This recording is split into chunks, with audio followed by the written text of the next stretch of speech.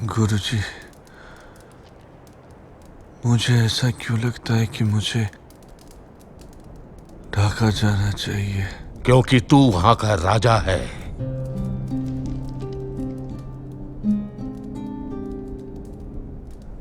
राजा? हाँ,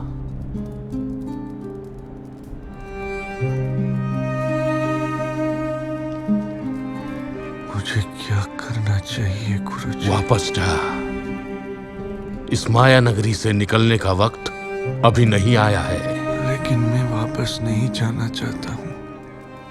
मैं इस मोह माया की जाल से कब का निकल चुका हूँ गुरुजी। हर जीवन का कोई मायने होता है सुंदर।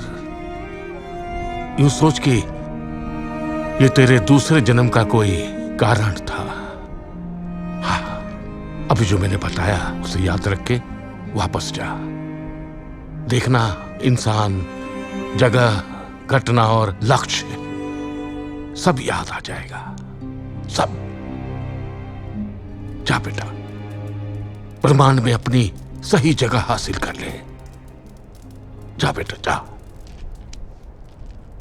वापस जा। মিলর্ড, এই পুরো মামলাটা দাঁড়িয়ে আছে চারটে বিচার্য বিষয়ের ওপর। এক, শরণার্থীকরণ। দুই, আমার মক্কেল এবং বিক্রমপুরের মেজকুমারের মধ্যে সম্পূর্ণ মিল বা সম্পূর্ণ অমিল।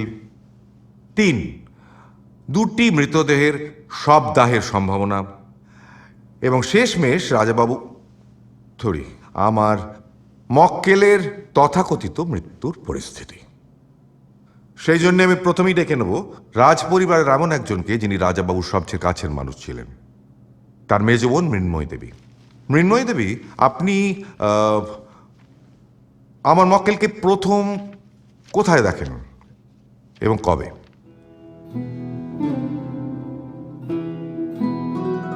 তখন বৈশাখ মাস, নতুন বছরের কাছাকাছি।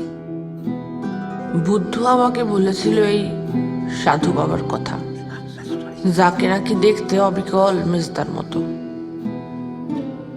শুনে কাশিমপুরের জমিদার অতুল বাবুকে আমি বলি তাকে এখানে নিয়ে আসার জন্য। আসার পর সোজা আমি চলে যাই। গিয়ে দেখি অদ্ভুত এক মূর্তি, অর্ধ উলঙ্গ, গায়ে ছাই মাখা।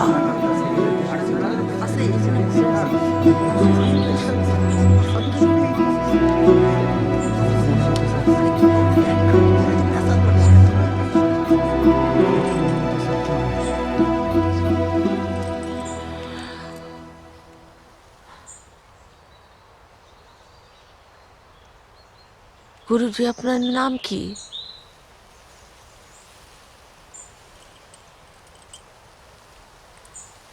আপনি কি আমাদের ঘরে যাবেন? আপনার আশীষ পেয়ে আমরা ধন্য হব।